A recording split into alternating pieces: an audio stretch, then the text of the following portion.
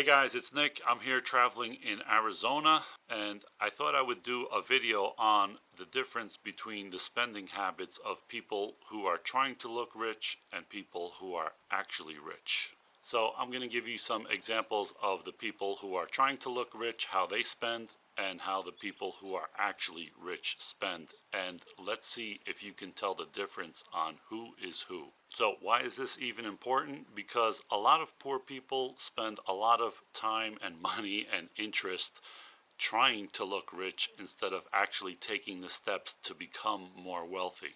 So once you understand how the majority of real rich people actually live, then you can kind of free yourself not to chase these dreams of the so-called rich people you see on social media bragging about cars and clothes and houses and phones and all that kind of thing. So here's the spending habits of two people that I know very well. One of them leases a high-end German car every few years and turns it in and gets another new one. And recently they just leased a high-end European SUV with a pretty high monthly lease payment. And this person has also told me stories about the high-end restaurants that him and his wife have gone to in New York City, which obviously is more expensive. But these are restaurants where the two of them spend something like $1,000 or a little more, somewhere around that range, and he doesn't drink and his wife may drink like a glass of water. One thing that struck in my mind was, I think, a brunch that he went to at one of these restaurants that is really fancy, and the bagel and lox was like $900 if I remember correctly. So these are a few examples of the type of spending that this person does. Now the second person also recently had a milestone birthday, and how did he treat himself? He went to Costco and bought like whatever that $2 hot dog is at the food court that they have, and treated himself to a pair of Costco jeans, which is less than $15. I want to say $11, $12, something like that.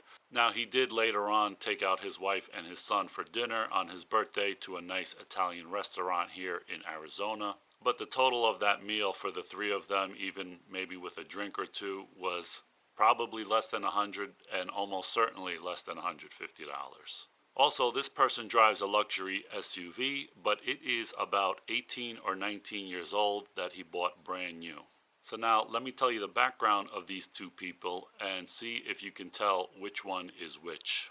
So one of them comes from a poor background and became very highly educated and has started a number of tech companies that he started and sold, and he even was the CEO of a publicly traded tech company.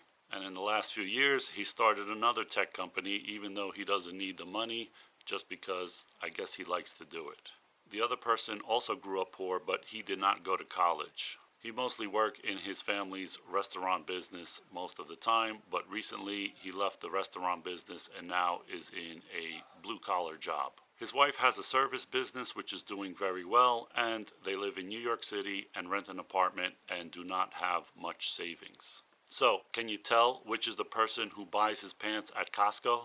If you guessed the rich CEO, you would be correct. So what can you learn from this? Well, the people that are usually trying to show how rich they are usually the ones that have the least amount of money. And in order to continue to look like they have wealth, they have to continue to do things that are detrimental to their long-time financial wealth. And therefore, they stay stuck with very little savings or investments, or worse, increasing debt. The rich person started out poor also, but did not try to look wealthy when he wasn't. Only when he started having some success in his business did he start rewarding himself with nicer things that mattered to him, like a little bit nicer house. So, rich people continue to get rich because they spend their money on things that increase in value, like houses, investments, stocks, businesses, that kind of thing. Now, they will buy some things that decrease in value, like maybe a nicer car, but generally they pay cash for it and they keep it for a lot longer time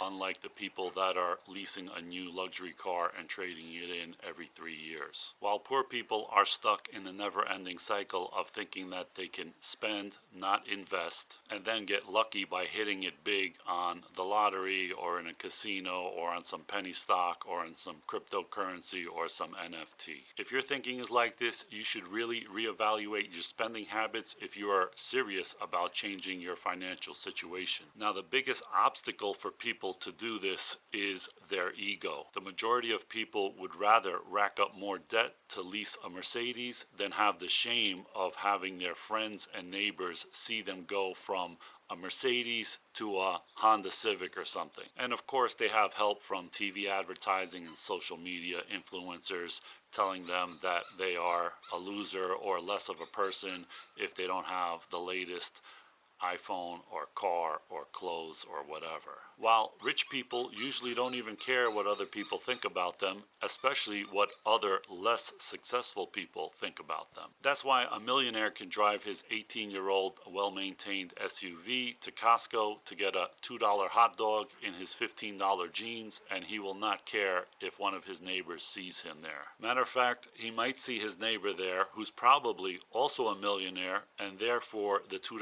hot dog while wearing his $15 Costco jeans. So remember, getting rich is a long-time process. It is not a one-time event. If you think you're gonna luck your way into getting rich without working hard, learning about finances, saving, investing, and the difference between good and bad debt, then you are always going to be struggling with money no matter how much money you make. And if you don't believe me, look at professional athletes and lottery winners. Most professional athletes go broke a few years after leaving the sport, and about 70% of lottery winners go broke after 7 years. So guys, don't be envious of the people on social media showing you their rented houses and their rented cars and their rented women or whatever. Do your own thing, live below your means, save, invest, work hard, and you will find out that you are way better off than you used to be. I hope you liked this video, and Merry Christmas to everybody, and I'll see you in the next one. Thanks for watching, guys.